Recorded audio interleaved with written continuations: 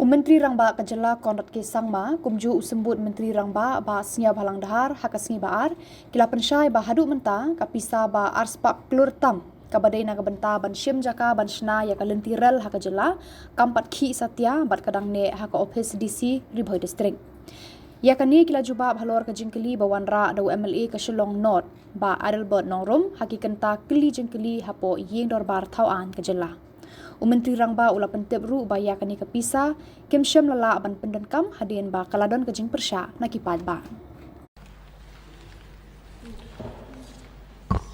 Mr. Speaker, sir, reply to star question number 19. Sir, the amount has not been utilized so far. Adelbert, your supplementary question. Mr. Speaker, sir.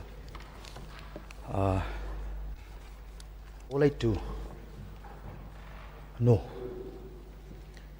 through you, Mr. Speaker, sir, the Honorable Minister had made a clear reply.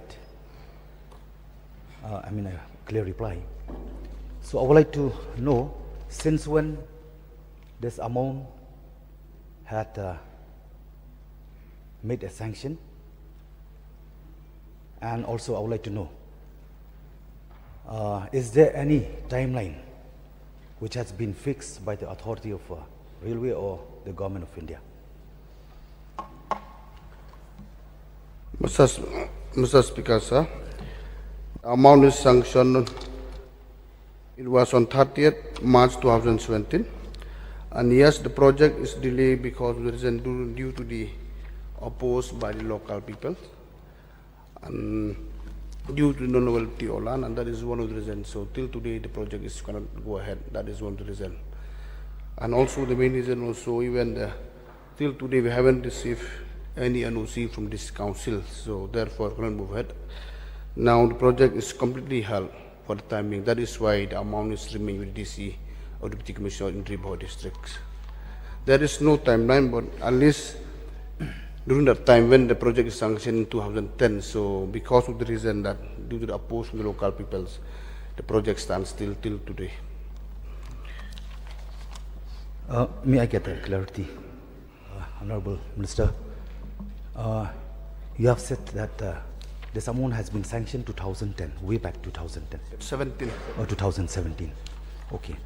So, so to get clarity, and also to highlight the people of the state, because everyone are very much concerned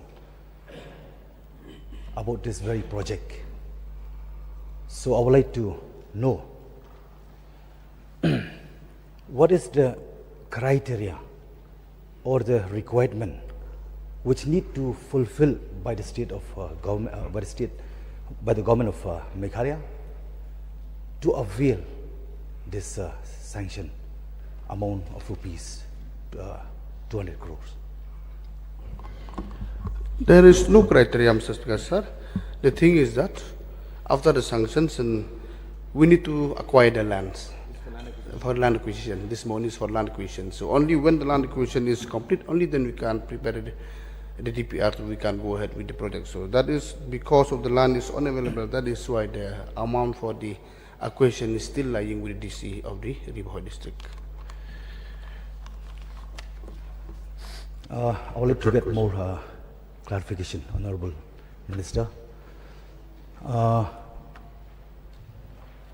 It is highly impossible to accept the fact. So we just want to get a clear, a clear picture. So to get a clear picture, what is maybe the secret negotiation by the state government of Meghalaya with the government of India to avail such an amount? Because I don't think so the government of India will give a huge 200 crores without having any negotiation behind. Please. Sir, I just want to supplement to the replies being given by the Honorable Deputy CM. Sir, it's actually very simple. There's nothing complicated. There is no secret talk, nothing. This money was given to the state government to acquire the land required for the railways. So it is for land acquisition, and that is amounting to 209 crores and 37 lakhs. Sanction, the money was placed with the DC on the 30th of March 2017. So the purpose of this money was for the land acquisition, which could not take place because of local resistance. And as we have clarified many times in the press and to the people, that we would like to carry the people along with us in a very important decision like this.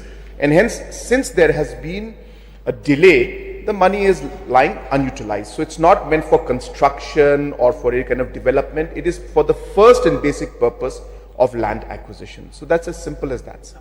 And since we could not acquire the land, the money is unutilized, lying unutilized.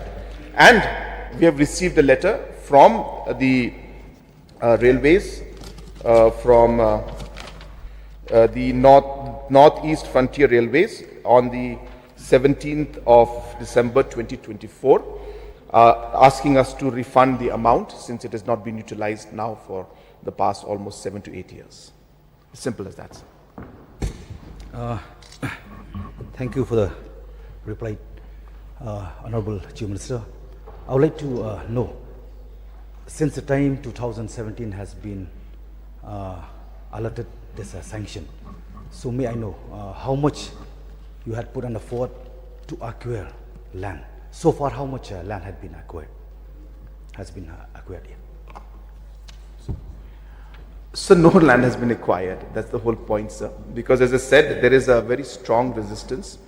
We have been speaking to many stakeholders, officially, unofficially, discussing this. But since it is a very sensitive matter, hence government did not go ahead with any land acquisition. The money is lying with the DC. The entire amount is intact. And as I said, now the government of India has asked us to refund the money. Before conclude with this subject, since it is a sensitive issue, when will we get again this opportunity? Honorable Chief Minister, concern Honorable Minister who are in charge with this very subject. So I would like to know, according to the objective, what is the plan? What is your the plan from the government right from before receiving this amount?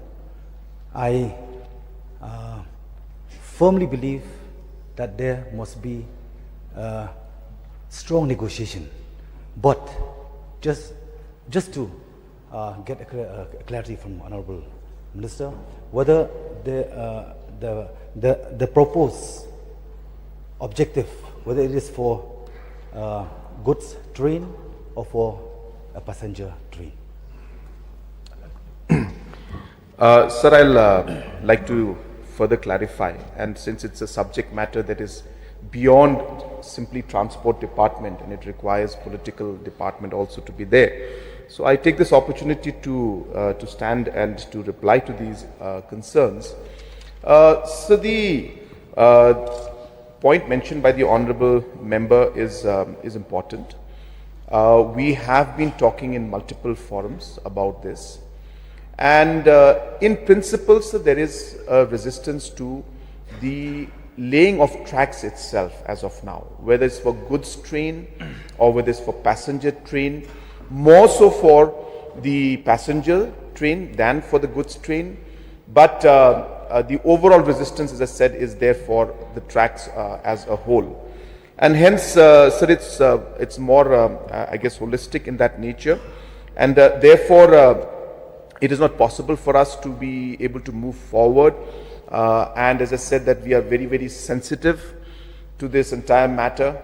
We would like to carry the people along, especially on an issue like this. And that is why, sir, this has been taking time. I have been discussing, as I said, with the central government. I have met the minister in multiple occasions, and every time there has been pressure on our government to move this forward. And as I said, in the last meeting I had, the minister has hinted towards not moving ahead in the project and asking for the funds to be returned back. So therefore, so this is the critical situation that we are in right now.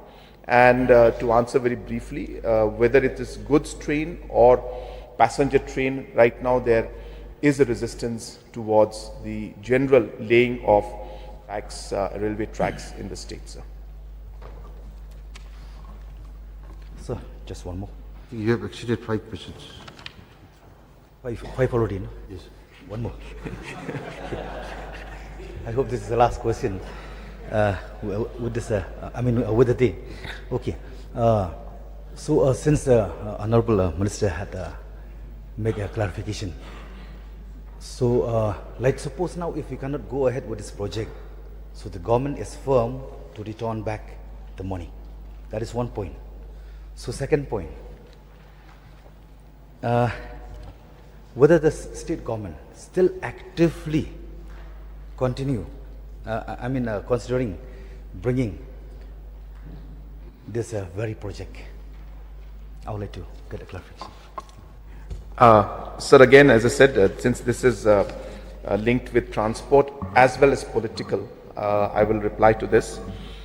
Sir, as a state government, we have strongly felt that there is a need for the railways from the economic perspective of transportation of goods. And it is something that would ease the overall transportation of different products into the state and out of the state. So, sir, the project is important for us. And as a state, it is going to lead to more economic development. It is going to allow the prices of products to be better in terms of the products coming in as well as the product going out, because transportation and logistics will become much more better for us. So therefore, there is no doubt that when it comes to goods, this is something that is good for us. It will reduce the overall logistics cost and it will benefit the masses and the business people in the state, our local entrepreneurs who are producing local products.